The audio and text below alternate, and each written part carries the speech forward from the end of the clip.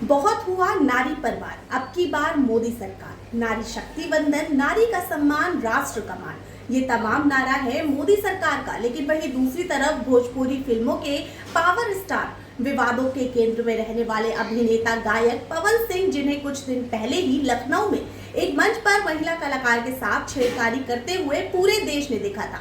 Bharatiya Janata party ने उन्हें बिहार विधान परिषद भेजा है। अब सवाल ये है कि आखिर इतने विवादों के बावजूद बीजेपी ने पवन सिंह पर भरोसा क्यों जताया, और क्या ये फैसला बिहार की राजनीति में कोई बड़ा संदेश देता है? आइए देखते हैं ये विशेष रिपोर्ट। भोजपुरी सिनेमा में पवन सिंह का नाम किसी पहचान का मोहताज नहीं है।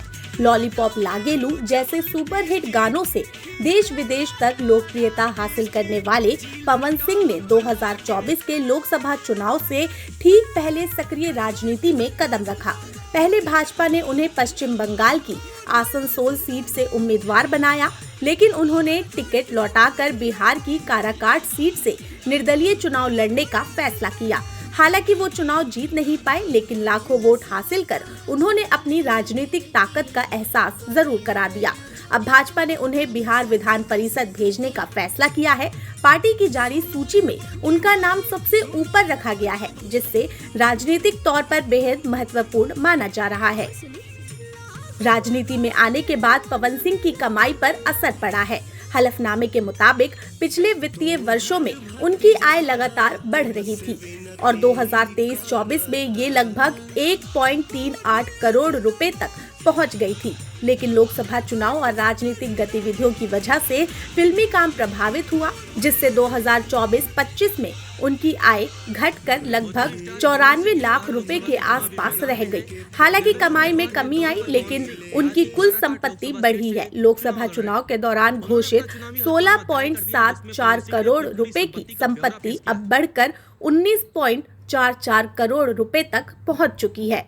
मुंबई और लखनऊ में उनके 6 फ्लैट हैं, जबकि बिहार में कृषि और गैर कृषि भूमि के साथ व्यावसायिक प्लॉट भी उनके नाम दर्ज है। उनकी अचल संपत्ति का कुल बाजार मूल्य 13 करोड़ रुपए से ज्यादा बताया गया है। पवन सिंह का राजनीतिक और फिल्मी करियर जितना चर्चित रहा, उतना ही विवादों से भी घिरा रहा है। आसनसोल से भाजपा उम्मीदवार बनाए जाने के समय उनके कुछ भोजपुरी गीतों को लेकर अश्लीलता का विवाद उठा था। इसके अलावा उनकी निजी जिंदगी भी लगातार सुर्खियों में रही है। पहली पत्नी नीलम सिंह की शादी के कुछ समय बाद आत्महत्या ने पूरी भोजपुरी उद्योग को झकझोर दिया था और इस मामले में पवन सिंह पर कई तरह के सवाल उठे थे। इसके बाद दूसरी पत्नी ज्योति सिंह के साथ रिश्तों में तनाव और तलाक का मामला लगातार चर्चा में रहा।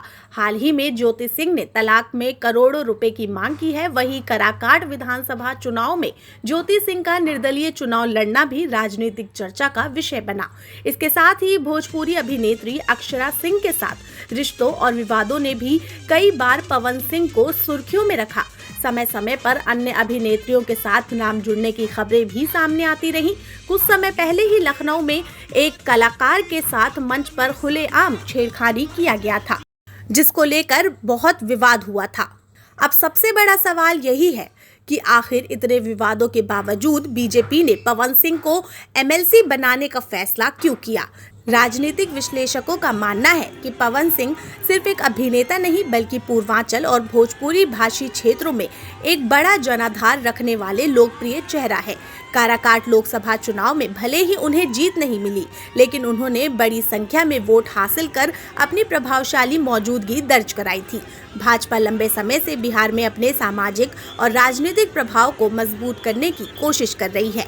ऐसे में पवन सिंह जैसे लोकप्रिय चेहरा पार्टी के लिए राजनीतिक पूंजी साबित हो सकती है।